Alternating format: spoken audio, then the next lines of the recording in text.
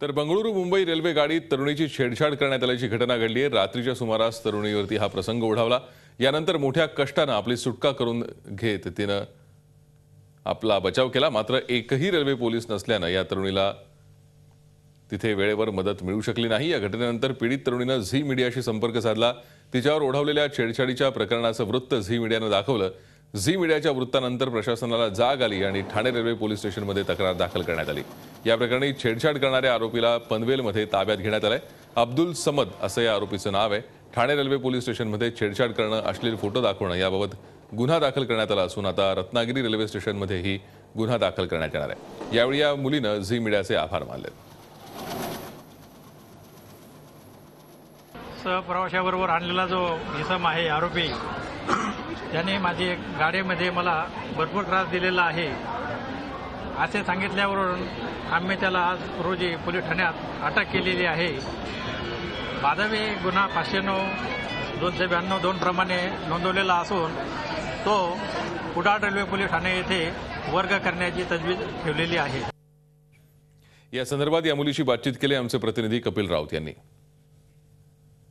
दिल्ली हत्या बलात्कार प्रकरणाला आज वर्ष पूर्ण झालेलं आहे, परंतु अजूनही परिस्थिती जैसे थेच आहे। आपण ठाण्यामध्ये आरपीएफ ऑफिसमध्ये उभे आहोत आणि आरपीएफ मध्ये आपल्यावर एक मुलगी आहे। तिने आज एका छेडछाड करणाऱ्या मुलाला पकडून दिलेला आहे।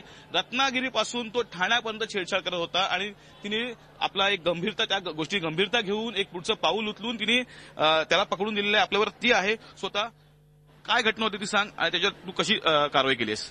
घटना अशी होती कपिल की आम्ही सद्गुरूंच्या प्रवचनावरून निघालेलो कुडाळवरून आणि तिथून त्या मुलाने मला मधल्याच एका पॅसेजमध्ये मी फोन चार्जिंगसाठी ऍक्च्युअली स्लीपरच्या डब्यामध्ये उभी राहिले। त्यावेळी झालं काय, तो मुलगा आला तर त्याचं तिथे उभं राहणं पण खूप संशयास्पद होतं माझ्यासाठी।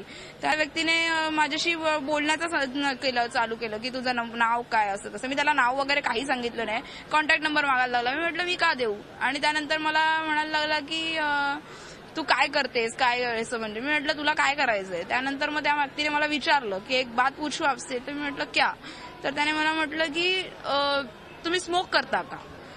तर या प्रश्न माझ्यासाठी ऍक्च्युअली खूप सरप्राइझिंग होता की एक अज्ञात इसम माझ्यासाठी असा प्रश्न विचारायची कल्पनाच नव्हती। आणि पहिली गोष्ट म्हणजे रेल्वे प्रशासनाने रेल्वेमध्ये स्मोक, धूम्रपान या सगळ्या गोष्टीला मनाई केलेली आहे आणि त्या माणसाच्या तोंडातून अत्यंत घाणेरडा असा मद्यसेवनाचा वास येत होता। मी म्हटलं की नहीं, मुझे ये सब चीजों में कोई इंटरेस्ट नहीं है। तो म्हणाला नहीं, मैंने इसलिए पूछा क्योंकि मेरे पास ऐसी कुछ चीज है जो आपको इस दुनिया से अलग लेके जाएगी।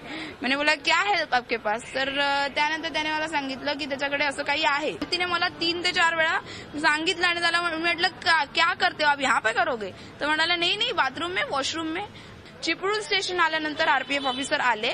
त्यांनी प्रतिक्रिया अशी दिली की तुम्हाला दोघांनाही उतरावं लागेल, आणि त्यावेळी समवेअर अराउंड 2 वाजलेले चिपळूणला जेव्हा आम्ही पोहोचलो तेव्हा। त्या 2 वाजल्याच्या ह्याच्यामध्ये मी कशी खाली उतरणार होते आणि काय बोलणार होते।